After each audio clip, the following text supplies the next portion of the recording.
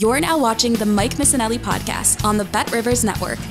Good afternoon, everybody. Welcome to the Mike Missanelli podcast on a Friday, December 15th. This is podcast number 145, brought to us by the great people at BetRivers. And, of course, we need to delve into your Philadelphia Eagles here. We got to wait till Monday night before they play. But I'll just give you a little backdrop. First of all, the news is Geno Smith's playing. That moved the line down to Seattle -3. All right? There are a lot of people out there that are spooked that the Eagles could possibly lose this game. I was with some of my hometown friends last night as we were having a little feast and smoking cigars and drinking a little bourbon afterwards. And I got two buddies that are just beside themselves about the Eagles. And like this bridge is going to wholly collapse, and like one of those old rickety bridges, like on the bridge of the River Kwai, where the planks break and you fall through. Like these guys are all freaking out. I'm trying to calm them down, and they go, this team is falling apart. I go, they have only fallen apart against the standard teams. We all knew that the three best teams in the NFC were the 49ers, the Eagles, and the Cowboys. So you got to put it in perspective. You can't look at, but they were just getting by the skin of their teeth, winning all this. It doesn't really matter that they were getting by with the skin of the teeth. They were getting wins while other teams don't get wins. So you got to convince yourself that the Eagles are still among the top three in the NFC. But if you measure them against the other two, they're not there. That's the only thing you got to worry about. Like, you don't worry about the rest of the season collapsing, because I believe the Eagles will run the table for the rest of the season. That doesn't mean that I'm going to feel any better about when they match up against the 49ers, which is an inevitable circumstance, by the way. And so let's look at it. I'm trying to tell these guys, listen, there's just the two measuring sticks. And what you learn about the Eagles is they're a pretty good team. They're not as good as the 49ers and Cowboys. I know there are a lot of people who don't want to hear that, but if you have two clear eyes, you can plainly see that those teams are more well-rounded. They're a little deeper. Their plans are a little better. And we were all worried coming into the season. How would the new coordinators affect the Eagles? Well, it turns out it's affecting them. And it turns out the head coach isn't able to overcome it, or his plan is not good enough. So let's look at where they are right now, because there's a lot of people that freaked out. That's what my buddies were talking about last night. They showed me this graph. Look, the Eagles are the 5th seed. But that's a fallacy, because the Eagles aren't going to be the 5th seed. They're going to win even if let's say they lose to Seattle.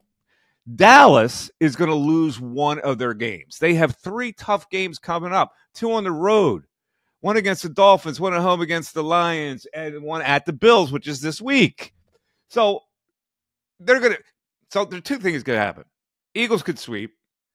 Dallas could sweep, in which case the Eagles would get the number 2 seed based on the tie-breaking procedure, which is common opponents.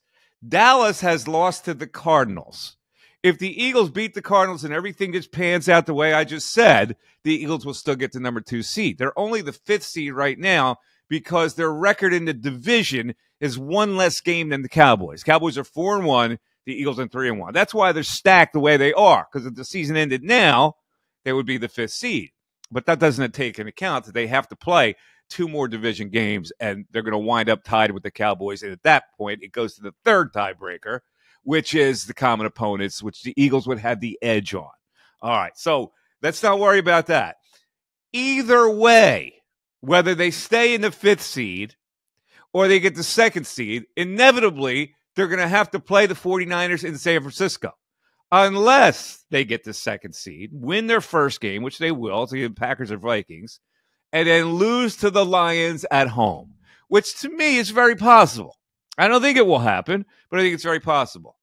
So if it doesn't happen, the NFC title game they would have to win in San Francisco. If they're the 5th seed and win against the Tampa Bay Bucks, which they certainly will, the 2nd game would be at the 49ers. In either case, they won't win that game. So I have come to the conclusion. I don't freak out because I look at the inevitability of it. Could the Eagles pull an upset in San Francisco? I guess. But it's a remote chance that they would be able to go to San Francisco and beat the 49ers there. So I have come to grips with the fact that the Eagles were good this year, not quite good enough to get to the Super Bowl because they're not as good as the 49ers. And so what that means, just like every other season it ends, when the Philly season ends, they go, okay, what do we have to add? When the Sixers season it ends, and invariably that ends in the second round, it's like the offseason is, well, what do we have to add to get to it? And it's you keep building and you hope one day you're good enough to actually get there again. All right? So that's where I am. I've tried not to be affected by the tumultuous events of Philadelphia sports because I've seen it so many times. I go, okay, I have to face up to reality. When the Phillies lost to the Astros, I said, the Phillies weren't as good as the Astros. They threw bullets out of the bullpen. They couldn't hit them. So now you got to figure out a way to you get your bullpen as good as the Astros. And they did. And then they fell short by losing to a crappy team like the Arizona Diamondbacks. So that's what bothers me more. When you're good enough to beat a team, which they were to beat the Arizona Diamondbacks, that's what freaks me out.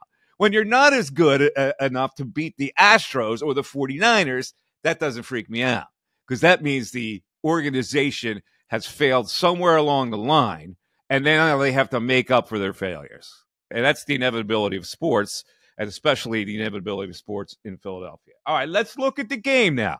Geno Smith is playing. Let's look at whether the Seattle Seahawks can beat the Eagles, which would, again, this would mean 3 straight losses for the Eagles. But if Seattle loses, it would be 4 straight losses for them. So the law of averages says Seattle at home, pretty good. They have a good chance to beat the Eagles. They do. I don't think they will. So let's look at the matchup. The Eagles' defense has been horrendous. We already know that. I don't know if it's going to get any better on Monday night. So they're going to have to survive by outscoring the Seattle Seahawks. Let's look at the numbers.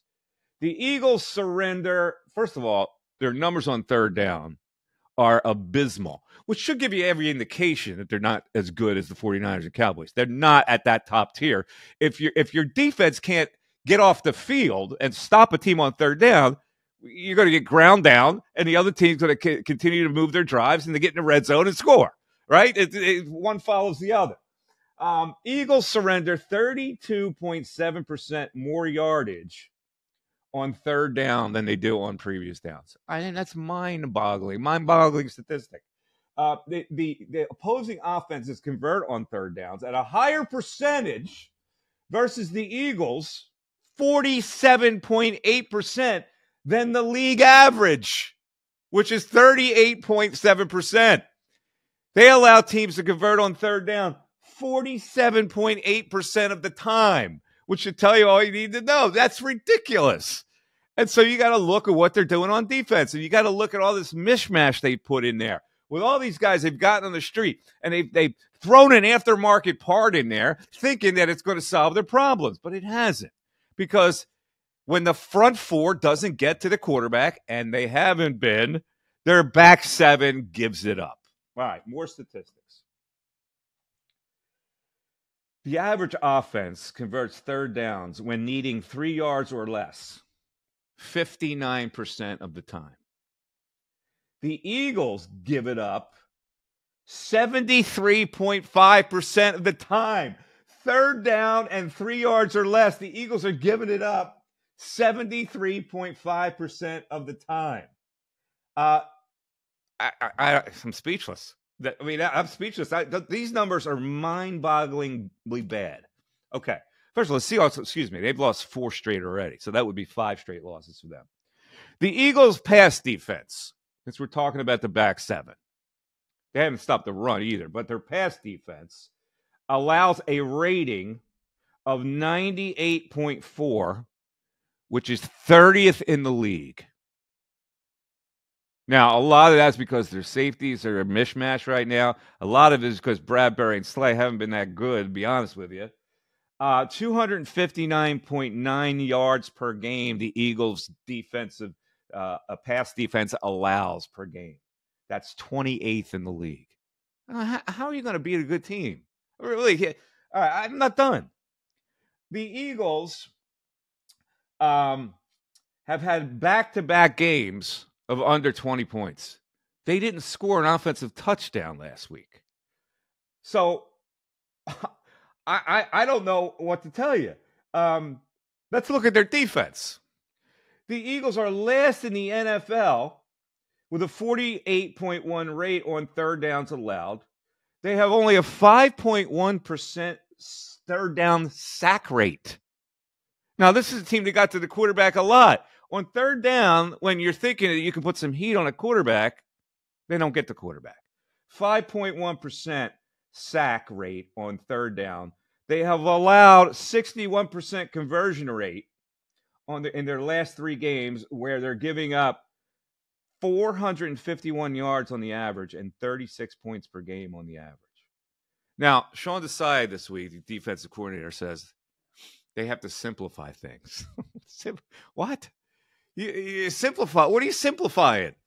You got guys that can't play right now in the back seven. So what are you simplifying? Does that mean you're gonna go man-to-man coverage and you're gonna rush 5? Like I don't understand what that means to simplify. They can't stop the run unless they have a 5-man front. And when they have a 5-man front, they can't cover man-to-man. And those numbers will tell you that. I'm stunned at this whole development because the Eagles are built on a team that could get to the quarterback. They are 13th in sacks this year. They led the league last year. That's a big drop-off. Goes from 1st to 13th. And also they're 9th in pressure rate. In the last 3 games, they've only had 3 third down sacks. And their pressure rate's terrible. So they're coming into this game not on a high, certainly, with these woeful numbers. And so you wonder whether they are falling off the cliff, like my buddies were talking about last night, which in case they could lose to Seattle, and maybe they could lose to the Giants in one game and really kick themselves in the ass and definitely get the 5th seed and get destroyed in the 2nd round in San Francisco. So let's bring in producer Darren, who's heard all these statistics and knows what's at stake here. I just want to be on the record. I am not one of those guys that say they're falling off the cliff. I'm not one of those guys that says they're going to lose to Seattle and lose the game to the Giants. I don't believe that's going to happen. I do believe they will win the rest of their games and settle into the number 2 seed. So, Darren, what are your thoughts? For Monday, my thoughts are the Seattle offense is going to be more of a handful than people realize. They've got maybe the best trio of wide receivers in football. You got DK Metcalf. Just Lockett, Metcalf, and Njigba. Right. Like Jackson Smith Njigba, he's a rookie out of Ohio State who was a phenomenal, undervalued wide receiver, I thought, coming out of college. Has great hands. He's already got 49 catches, and he's averaging over 10 yards a catch. What's he going to do in the slot against our nickelbacks on Monday night? That's a huge concern. They don't win this game Monday night if they don't come out and make an absolute. They have to like just run the ball. All right, I get it. I know. I don't want to. I know it's the most overused expression right now with this Eagles team. They got to run the ball more. They have to commit to the downfield run on Monday night. Seattle's giving up over 123 yards on the ground per game. That's their weak spot. They're not bad against the pass, by the way. They're a pretty good pass defense. They give up less than 300 yards. They're less than 275 yards every game through the air. But on the ground, they're susceptible. And if the Eagles can commit to the run Monday night, and maybe it's hard to say this, but they keep that Seattle offense off the field because our defensive backfield is so bad right now, that's a huge concern. How many weeks have we been saying they need to commit to the run? Well, it's not just quantity of run, Mike. Like, you and I are smarter than that. It's not just run more. That's a bunch of BS. They don't scheme for anything. This offense right now is so predictable. Like, I know what they're going to do 60% of the time, and I haven't looked at an Eagles playbook in 10 years. So I have no idea what their playbook looks like right now. But they're predictable right now, especially in the red zone. I know exactly when they're going to run that quarterback draw. I know exactly when they're going to throw those bubble screens. It's just too obvious. And so here's the question for you. Why do they not believe in DeAndre Swift? Because they don't. They yank him out of the game and they waste carries with Gainwell and last week even Boston Scott. And I don't get it. There's something missing with DeAndre Swift and his connection to this these offensive coaches. What is it? I feel like that he's had a lot of injury issues so far in his career, and they're going to need him in the postseason if they want to win these games. So they're saving him. I think they're preserving him. I don't know if saving's the right word. They're preserving him, meanwhile they're losing. Him. So is that a good idea? No, I don't think preserve a guy and lose. Not now. At this point, you have to use him Monday night. Okay. You have to. You can't preserve him anymore. And now, if they use him again, if they give him another 6 carries, 8 carries, then it's just malpractice. Then it's just we don't have the right scheme and system for the personnel that we have. And that's an even bigger concern. That's a concern at 30,000 feet. And that's when some major changes have to happen. When they don't see that they're not running a system tailored to the personnel that they have. So if we see that again Monday night, I'm going to be, that's when I'm not concerned yet, but I'll be very concerned if I see that Monday night. Okay. Let's get to the big picture now. First of all, do you believe they will lose Monday night?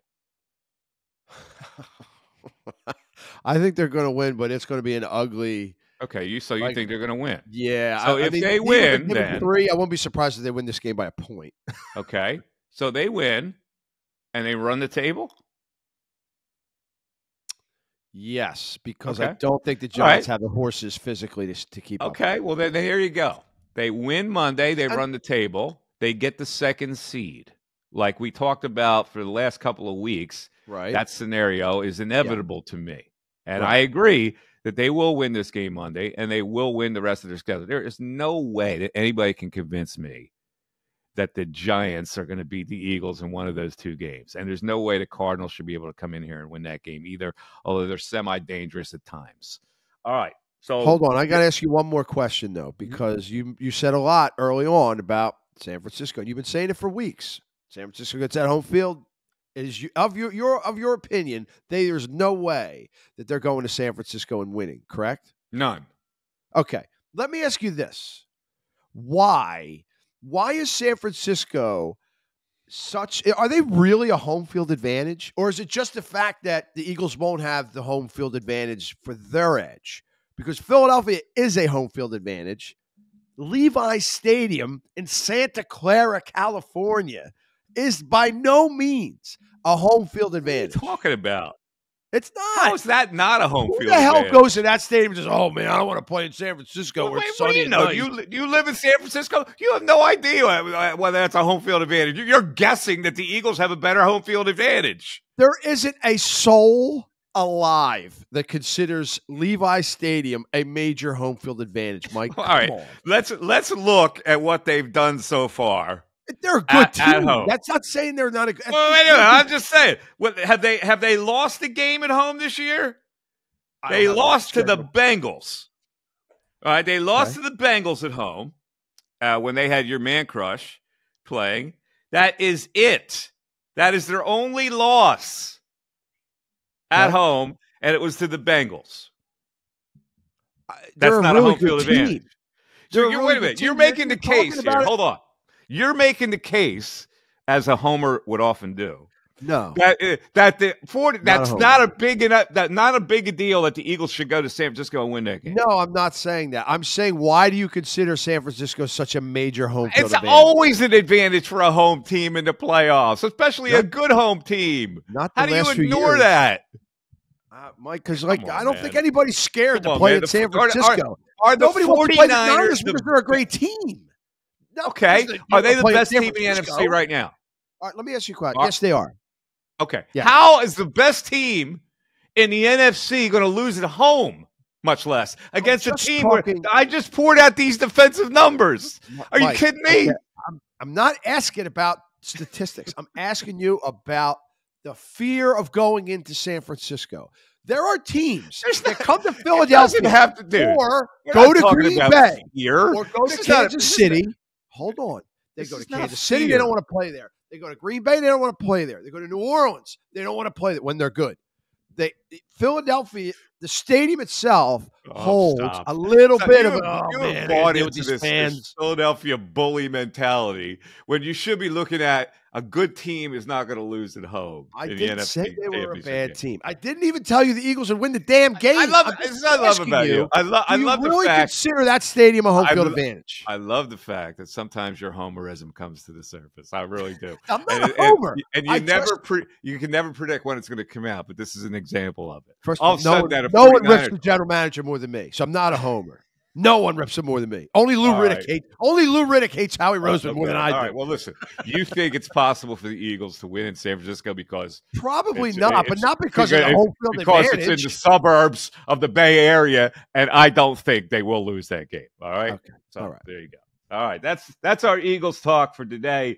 Let's get into the Sixers. Well, it's funny because this Eagles season has really absorbed us, and we haven't really talked much about the Sixers. I got to be honest with you. I don't know what it is with me. I have been uninterested in the Sixers season. And I don't know why that is. I don't know, because it's early, because they didn't give me any excitement during the season tournament, because they're playing bad teams and they're beating up bad teams. But they've won 4 in a row now. They're 16-7. They won 2 against the Wizards and 1 against the Pistons in that 4 in a row. But Embiid's playing at an all-world MVP level, and their schedule is advantageous coming up because they've got to go right now, Detroit again, and then they go to Charlotte, then the Bulls, and then the T-Wolves will be an interesting game, because they could lose that game. And then it's the Raptors, and then at the Heat. So in a couple games, it'll get more intense. We'll get more of a judgment. The thing about the Sixers that I see is that he doesn't really know. He's got 10 guys that he's playing in rotation right now, and he hasn't zeroed in. It's almost like Villanova. Like, they can't zero in on a rotation. They're playing everybody because they're trying to figure out who blends with whom. And eventually you're going to have to cut that down and decide on people. But then you got guys like Marcus Morris complaining about playing time and this and that. And so, listen, the Sixers right now are in a lull with me. And I'm trying to get some excitement, trying to get it back. And I know I will as we get to the new year and we get to February, where it starts meaning something. But right now, the Sixers are kind of leaving me limp. I don't have a feeling about them one way or the other. The league stinks. It's like the NFL. There's 4 good teams, 5 good teams. Yeah, the league does stink. That's okay, why. cool. It's like every night it's like anticlimactic. Oh, the Detroit Pistons tonight. This is going to be fun. This is going to be their 90th loss in a row. Here's the big issue in the NBA. It's, of course, the Draymond Green situation. And here's the thing about Draymond Green. I think he has fallen into a trap, the bully trap. I think that he has this rep somehow that he's created for himself that he feels he has to uphold because he's from Saginaw, Michigan, and he's a street tough guy. And so the reason why this is not stopping is because he can't sell out. He can't sell out to the bully image, because that would make him look soft. So this isn't going to be the last time this happens, no matter what they do. They've suspended him indefinitely. He's the last time this happened, he said, yeah, he's learned something. He's got control. And it's all BS, because inside of him, he's got the Saginaw, Michigan thing. And believe me, I've been to Saginaw, Michigan. I know how tough it is. And I know how desolate it is. And you have to pull yourself by the bootstraps to get out of a situation like that. And he has hardened. I'm looking at this right now, and the only guy that could actually help this dude is not a psychologist. It's his college coach. Tom Izzo has to come into play here and appeal to the Draymond who played as a 20-year-old at Michigan State, and somehow get him back to that, where that didn't happen under Izzo. It happened when he got to the NBA. He started making money. He started cultivating this bully reputation, and now he can't stop it. And it's embarrassing the league. And it's embarrassing to the people that are trying to stick up for Draymond Green, like his own coach, Steve Kerr, who's in a tough spot, and he can't blast his own player because he'll lose that guy, and he needs that guy to win. Now, frankly, that team's not going to win anymore. They're cooked. So it comes to a point in time where something's got to change in Golden State anyway, and it might be to move him to a new team. But it is embarrassing the league what he did. It was more embarrassing that he tried to somehow justify it when he clearly put a Detroit street slap on the guy. I mean, this is what happens in the streets. Like you bitch slap somebody. That's what he did to Nurkic on this play. All right. Let's move on now to one of my favorite subjects here at the top. The legacy and the legend of Tommy DeVito. Now, we've had a lot of fun with Tommy DeVito with our Goodfellow references and all this, and we've had a lot of fun with his celebration with the hands, which is an emoji. And now the story gets deeper because his nickname is Tommy Cutlets because his mother likes to make chicken cutlets, which is an Italian thing. And let me just go off the subject for a little bit. Chicken cutlets have been an Italian trait for years and years and years. And I don't know why, but the Italians cultivated the chicken cutlet. And Chick-fil-A ripped it off. To be honest with you, Chick-fil-A, people like look at, oh my God, that's so great. Well, Italian grandmothers and mothers have been making chicken cutlets for forever. And so now there's the legend of the chicken cutlet, and it comes in with Tommy DeVito. But it got to a new level when his agent showed up. His name is Sean Stellato. And he was seen on the sidelines with a pork pie hat and kind of a leather coat, looking like a bad Rocky walking the streets, meeting Gazzo in the car. And I'm going, everybody's having a laugh about this. And I don't laugh about it. I thought it was a radio station. Hold on. There are certain stereotypes that bug me about the Italian culture. Yeah. But they are never brought up. Italians are the least sensitive people ever. I've always wondered why, because all these stereotypes are fostered. Like for years, I used to talk about the radio with the pizza box with the happy chef and the handlebar mustache. Like we all throw dough in the air. That's what we're good for. And this is a classic milking of the stereotype. And frankly, Sean Stellato bothers me. He's like the guy Mario from Bronx Tale walking the street with C, who wore that stupid hat trying to look like a tough guy. All it does is enforce a stereotype of a shady Italian character who's maybe mob connected. Darren, your thoughts? There's no way you could have convinced me that wasn't a radio stunt the other night when I saw that. I thought there was like a character like that they just brought out to do a sketch on the field. That he looked ridiculous. Ridiculous. Yes, I feel the same way about the stereotype. It was. I can't believe he wore that hat. By the way, he looked like he bought that hat that afternoon at a thrift store. It's not like that's like a really nice fedora, but that looked like it had been like he just pulled it out of the dryer. He looked bad, and it was insulting a little bit. I'll be honest with you. The other thing, first of all, Chick-fil-A did not steal the chicken cutlet. That is not the Chick-fil-A sandwich is not a chicken cutlet because the key to a good cutlet is you got to bang them thin. They got to be thin. The concept is ripped off from the kitchens of Italian families. Food-wise, to be honest with you, I had cutlets when I was 2 years old. I remember my mother making cutlets. And then I grew up and I went to the mall, the Oxford Valley Mall. So there's a Chick-fil-A thing. Well, they ripped off the cutlet from the Italian kitchen. Everything from Italian food. People say to me about the Italian thing, well, yeah, how come you really talk about the mob movies and you talk about the Sopranos? And I go, yeah, that amuses me because I'm on the outside looking in. I'm on the outside going, well, I'm not like that. But I can look in and get amused by that because I'm not like that. It's but this is played out in real life. This Sean Stellato plays up this thing in real time. And I'm like, come on, dude. Put a suit on. Take the pork pie hat off. For Christ's sake. I don't know. All right. Anyway. He was inducted into the Italian sports Hall of Fame. Dude, the hat makes you look. The hat makes you look like it makes you look like a jerk off. Okay? Yeah, it does. All right. Okay. It is time now for our picks of the week. Oh. No college games. The bowl games are boring me. I don't have any opinion on the bowl games right now, so I'm gonna have to go. No, Myrtle Beach Bowl's not doing it for you. The Myrtle Beach Bowl. No, nope. So let's go in the NFL. A fishy line here, so I'm going to ride it. Steelers getting 1.5 at the Colts. That's fishy. I get the Steelers winning that game. They won't even need the 1.5. I'll take the Steelers in that game. Steelers have been terrible, but then I look at the line. They should be. they should be more of an underdog than a 1.5. So that tells me the Steelers are going to bounce back and win that game. Let's go Broncos at the Lions. Lions coming off, I don't know about that team. They're so erratic, but they're a 4.5-point favorite at home against the Broncos. So I'm gonna take the Lions to take some prisoners this week. I could be wrong. And then finally, I'm gonna go with the Rams against the lousy Commanders. The Rams at home, a solid 6.5-point favorite. So my picks are the Steelers get a 1.5, the Lions -4.5, the Rams -6.5. What are your picks? Well, everybody knows that when you and I are in the same game, that I think it's 5-0 or 6-0 this year now. Lions, love the Lions, -4.5. Denver did what they're going to do this year. I think the Lions win strong, cover that 4.5 at home against Denver.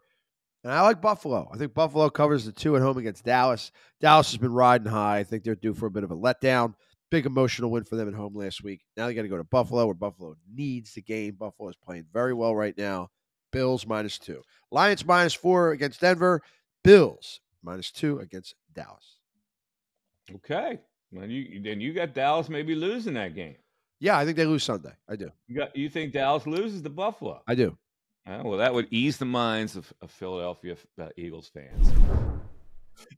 You can get in touch with me on email. I know I said a lot of things that might solicit a interesting response to me in an email. It's mike@mikemiss.com. Check me out on Twitter at MikeMiss25. Again, the Cameo. I can give you a Cameo, a special holiday New Year's shout out. If you go to Cameo.com, put my name in there. And I just gave a guy a couple days ago a nice little shout out. I have fun with those cameos, so help me out with those. And also, I get a children's book out and be a great gift. Go to Amazon.com. It's called The Adventures of Shima the Sheba. I just read to a class last week. I'm having fun reading the classes. I love going into the elementary schools and reading my children's book. It's given me like kind of a new lease. It makes me feel good to talk to the kiddies and read the book about my dog. Anything else I got going? The winery in Tally Vineyards. I'm giving the gift of wine to a lot of people this year. So get over to Tally Vineyards. In fact, my man Mike Gill, who does the show in Atlantic City, says the winery open tomorrow. Of course, it's open tomorrow. It's Saturday. Get over to the Tally Vineyards and sit in our nice wine tasting room and taste some wines and hang out. It's a good thing to do. All right. Have a great weekend, everybody. I'm going to play a little golf tomorrow. This is amazing. Global warming has allowed me to play golf in December. And then next week, I go under the knife with a knee operation. So we'll be live from the surgery. Yeah, we'll do a podcast on Tuesday, and then no amnesia. Next morning, not amnesia. Yeah, no next morning I'll be at anesthesia, so I don't know if there's going to be another podcast that week. But everybody have a great rest of the day and a great weekend. For the Mike Missanelli podcast, brought to you by BetRivers for Darren. I'm Mike Missanelli. Have a great one, everybody. Thanks for listening and watching. Tell your friends and neighbors. We'll talk to you next week. Bye-bye.